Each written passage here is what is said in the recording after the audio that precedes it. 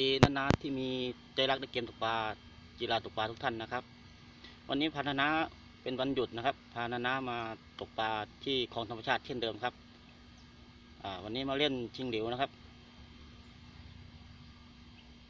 ก่อนอื่นก็ก่อนที่จะไปตกปลาเราก็ต้องอ่อยก่อนนะครับผมเดี๋ยวผมจะโยนอ่อยสัก2-3 ก้อนก่อนตกนะครับลักษณะไม้ก็เป็นคลองแบบนี้นะครับคลองธรรมชาตินะครับของผมก็คันวางก็วางอยู่ตรงนี้เบ็ดผมก็วางอยู่ตรงนี้นะครับคลองก็เป็นคลองอย่างนี้ครับคลองธรรมชาตินะครับผมก็จะตกอยู่ข้างหน้านี่นะครับลุ้นพร้อมกันครับวันนี้ว่าจะเจอตัวให้นาได้ชมกันหรือเปล่าก่อนอื่นก็อ่อยก่อนครับผม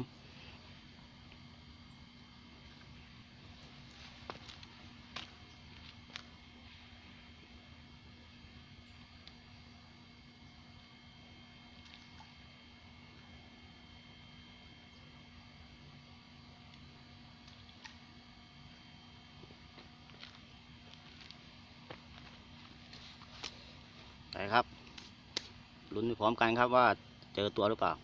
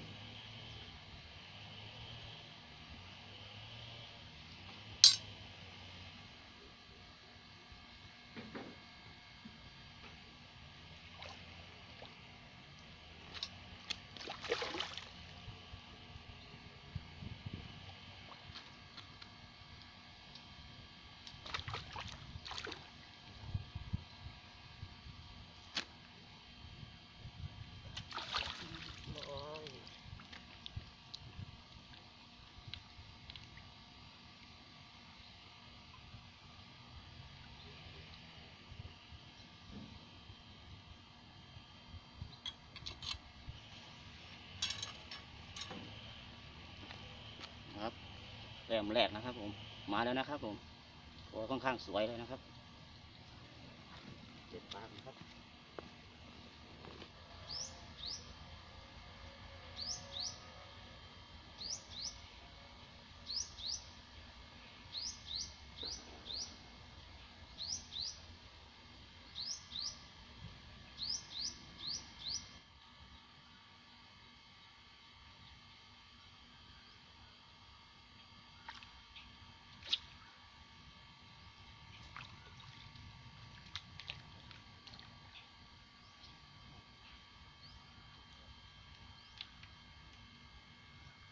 ปลานิลเล็กครับผม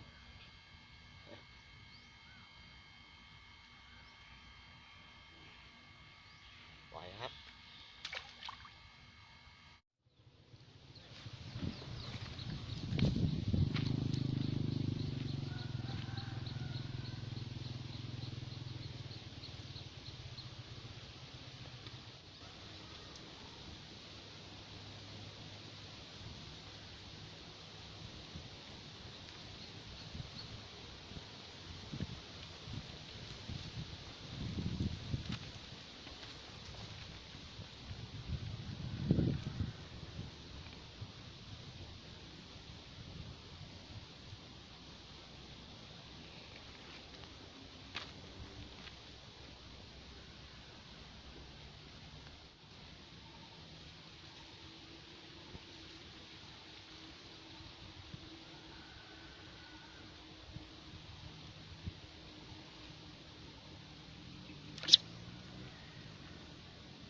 โดนแล้วครับ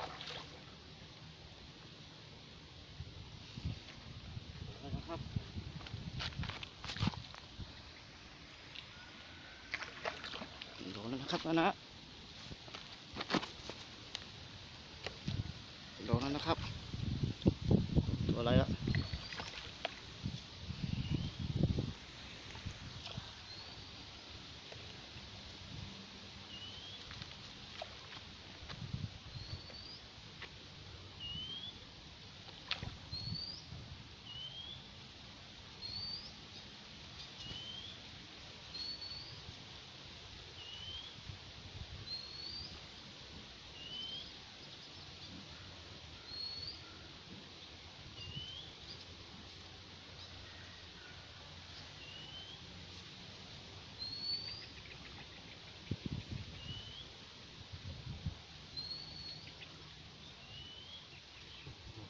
แรงดีจริงครับ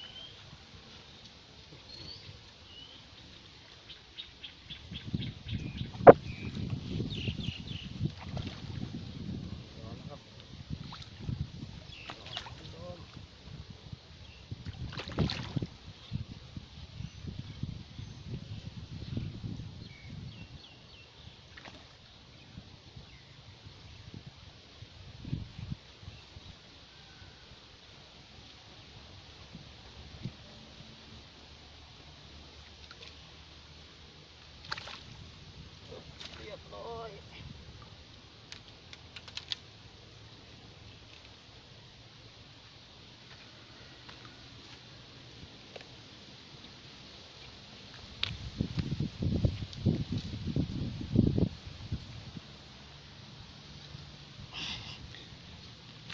นะครับ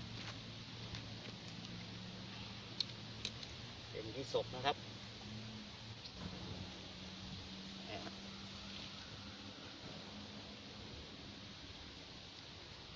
ศพนะครับตัวประมาณ7-8 ขีดนะครับนะฮะสวยนะแต้มที่2นะครับเก็บปลาก่อนนะครับดูนะครับของมีที่ส่งเลย นี่ดิมีทุกปลา ส่งไม่ถึงนานแล้ว ขีดแล้ว นั่นก็ได้แต่เพียนอยู่นี่ไปตกโอ้โหเกือบ2 โล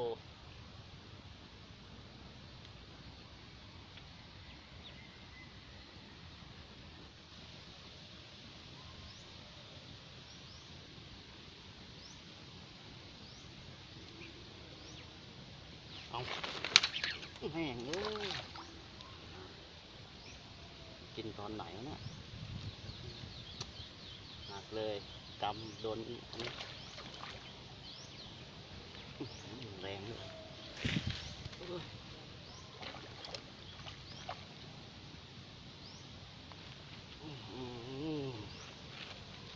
โดนแล้วนะครับ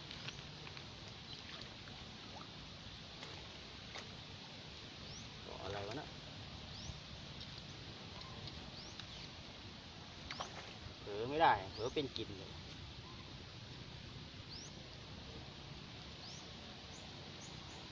เยี่ยมเยี่ยมสวย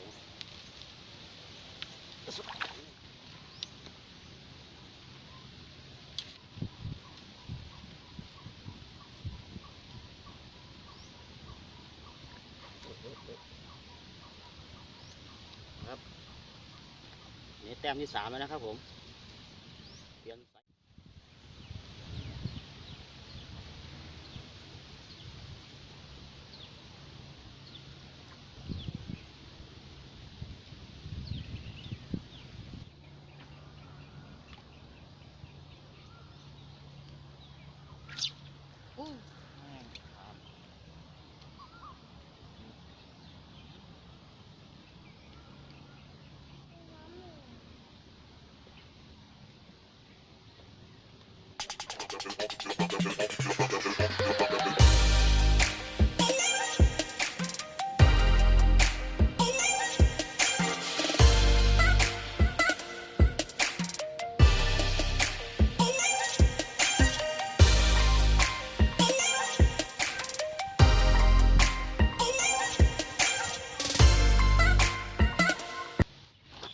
โอเคครับแหมแกงอะไรนะ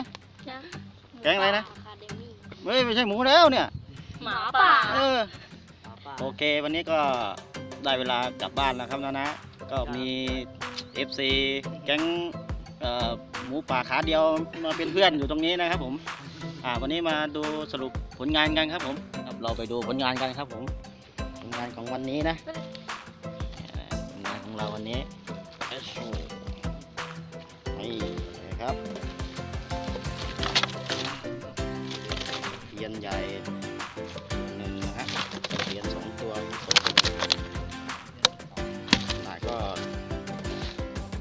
ประมาณนี้ครับใส่สวยๆนะครับเทียน2 ตัวครับยี่สกตัวหนึ่งครับเทียบกับขวดนะครับนี่ดูขวดนะครับใหญ่กว่าขวดนี้นะครับโอเคครับวันนี้ก็เดี๋ยวกลับเก็บของกลับบ้านกันครับผมเจอกันคลิปต่อไปครับผม